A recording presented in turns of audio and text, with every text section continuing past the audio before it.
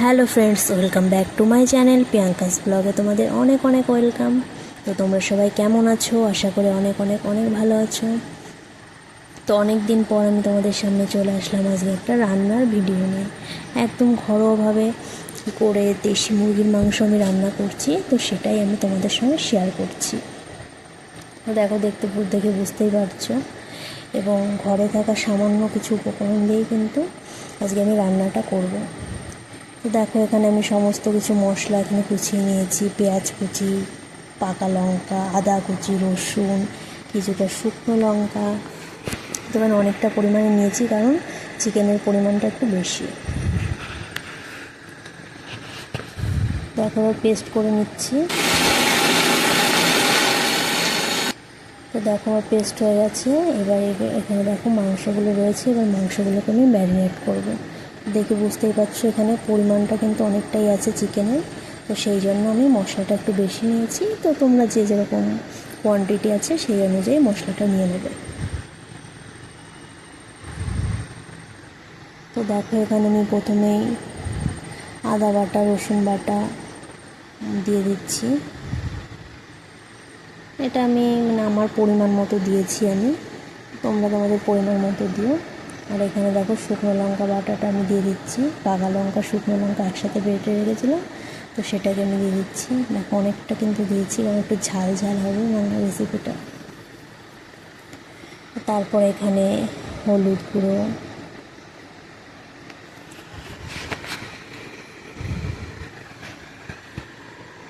লবণ, সব কিছু তোমরা তোমাদের পরিমাণ মতো দিয়ে নেবে। যেহেতু আমি এক হাতে ক্যামেরা ধরেছিলাম, সেই জন্য আমার একটু প্রবলেম হচ্ছে, তো তোমরা সেটাকে একটু অ্যাভয়েড করে যাও। তারপরে আমি এখানে দিয়ে দিচ্ছি কিছুটা পরিমাণ পেঁয়াজ কুচি এবং বেশ কিছুটা পরিমাণ দিয়ে দেবো সর্ষের তেল। তো তারপর আমি সব মশলাগুলোকে একসঙ্গে মিক্স করে নিয়ে এবার আমি মাংসটার সঙ্গে ভালো করে মিশিয়ে নেব, এবং খুব ভালো করে হাত দিয়ে মেখে মেখে এটাকে ম্যারিনেট করতে হবে, যাতে মাংসের গায়ে মশলাটা ঢুকে যায়। তো চলো আমি ম্যারিনেট করে নিই, তারপর তোমাদের সাথে দেখা হচ্ছে।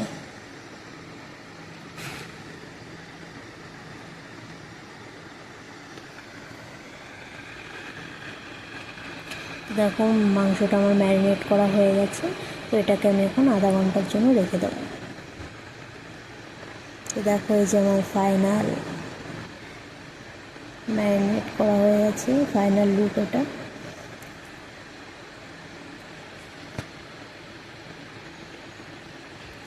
তারপরে আমি দেখো, আমি কড়াইতে হচ্ছে বেশ কিছুটা পরিমাণ তেল দিয়ে আলুগুলোকে ভেজে নিচ্ছি, এবং আলুর পরিমাণটাও কিন্তু অনেকটা।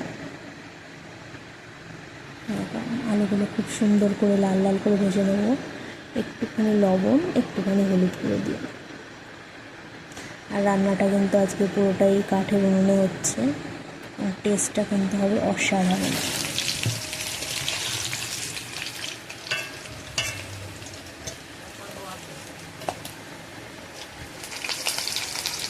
দেখো, আলুগুলো কিন্তু প্রায় আমার ভাজা হয়ে গেছে। এবার দেখো, আমি আলুগুলোকে নামিয়ে নিয়েছি। তারপরে দেখো, কড়াইতে বেশ কিছুটা তেল রয়েছে।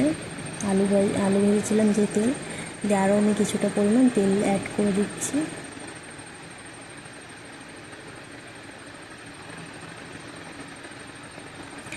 তারপরে দেখো, তেলের মধ্যে আমি দিয়ে দিলাম তেজপাতা ফোড়নের জন্য, কিছুটা জিরে, তারপরে দিয়ে দিচ্ছি পেঁয়াজ কুচি। এবার পেঁয়াজটাকে আমি একটু হালকা লাল লাল করে ভেজে নেব।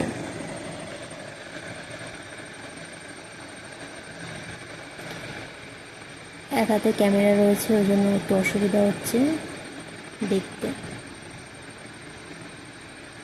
কারণটা বুঝতেই পারছো। তারপর দেখো, আমি একটুখানি লবণ দিয়ে দিচ্ছি, যাতে পেঁয়াজটা খুব তাড়াতাড়ি নরম হয়ে যায়।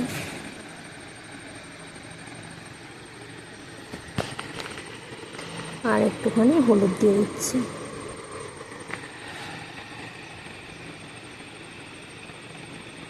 আমি খুব সুন্দর করে পেঁয়াজটাকে ভেজে নেব। লাল লাল হওয়া পর্যন্ত।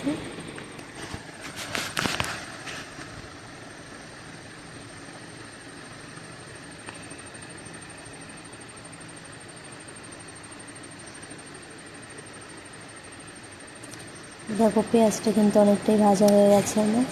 এবার এর মধ্যে আমি অ্যাড করে দিচ্ছি টমেটো কুচি। এই টমেটোটা দিয়ে একটুখানি নাড়াচাড়া করে নিয়ে তারপর আমি বাকি মশলাটা এর মধ্যে দিয়ে দেবো।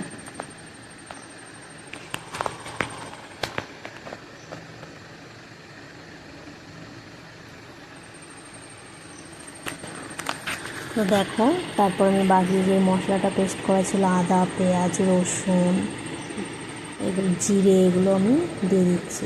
সব মশলা কিন্তু আমি ম্যারিনেট করার সময় দিইনি, কিছুটা আমি ম্যারিনেটে দিয়েছি এবং কিছুটা আমি রেখে দিয়েছিলাম। এটা আমি তেলের মধ্যে কষিয়ে নিচ্ছি।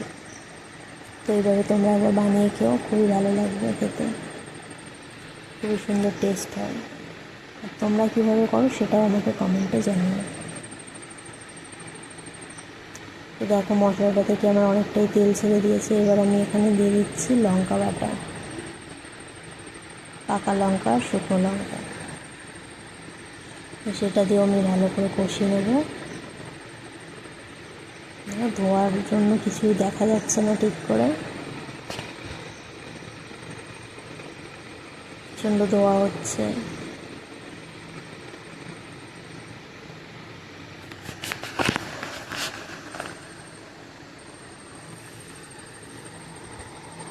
দেখো কত সুন্দর একটা কালার চলে আসছে আস্তে আস্তে।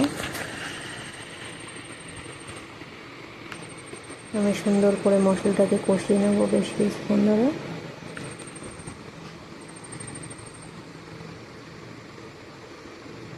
মশলাটা যত ভালো কষানো হবে ততই কিন্তু টেস্টটা ভালো হবে। একটু ধৈর্য ধরে মশলাটাকে কষিয়ে নেবে। তো তারপরে দেখো এবার সেই ম্যারিনেট করা মাংসটা আমি এবার কড়ার মধ্যে দিয়ে দেবো।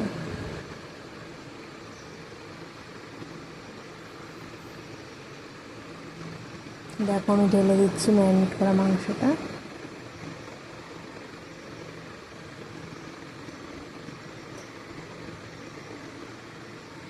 এবার আমি মশলার সাথে মাংসটা সুন্দর করে কষিয়ে নেব।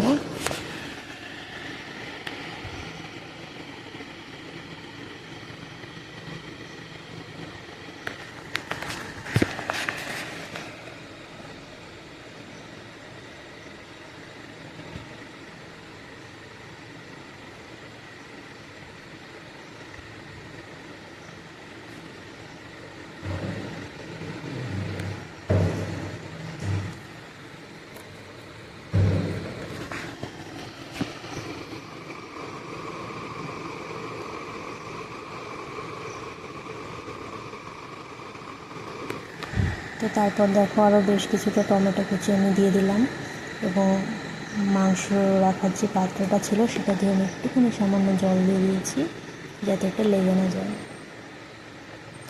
তো তারপর এটাকে আমি ঢাকা দিয়ে দিয়ে বেশ কিছুক্ষণ ধরে কষিয়ে নেব সুন্দর করে। দেশি মুরগি একটু বেশিক্ষণ ধরে কষাতে হবে। তো দেখো আমি ঢাকনাটা খুলে আবার একটু নাড়িয়ে নিচ্ছি। আর গন্ধটা যা বেরিয়েছে, একদম অসাধারণ একটা গন্ধ বেরিয়েছে। আর কালারটাও জাস্ট ওয়াও এসছে। তোমরা ক্যামেরায় কতটা বুঝতে পারছো আমি জানি না, কিন্তু কালারটা কিন্তু খুবই সুন্দর এসছে। ক্যামেরায় এতটা কালার আসছে না, কিন্তু অরিজিনাল কিন্তু খুব সুন্দর একটা কালার এসছে এবং গন্ধটাও খুব সুন্দর বেরিয়েছে এবং টেস্টটা একদম হয়েছিল মারাত্মক টেস্ট। সবাই খেয়ে বলছিল খুবই সুন্দর হয়েছে। তো দেখো আবার আমি একটু নাড়াচাড়া করে আবার আমি ঢেকে দিয়েছি। তো বারবার আমি এইভাবে ঢাকনা দিয়ে দিয়ে কষিয়ে নিচ্ছি সুন্দর করে।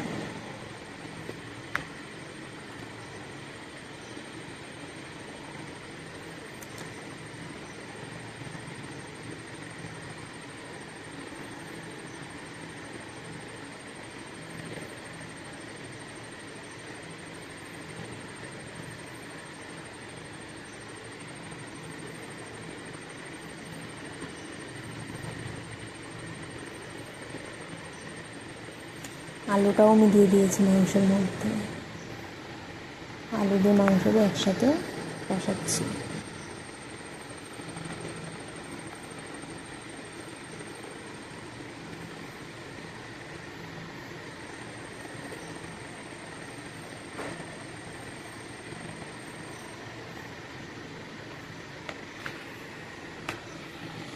দেখো আমার কষানোটা হয়ে গেছে। এবার আমি পাশে গরম জল বসিয়ে রেখেছিলাম, তো সেখান থেকে আমি গরম জল দিয়ে দিচ্ছি পরিমাণ মতো।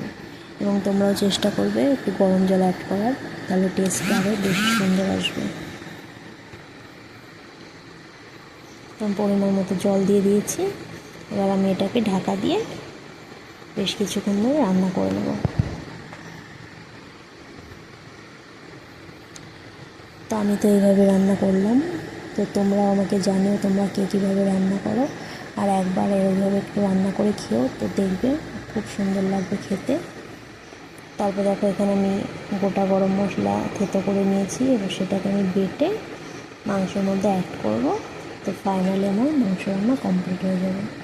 তো তোমাদের যদি ভালো লাগে তোমরা একবার ট্রাই করো। আর আমার চ্যানেলটিকে ফলো করে দিও, সাবস্ক্রাইব করে দিও, লাইক কমেন্ট শেয়ার করে দিও।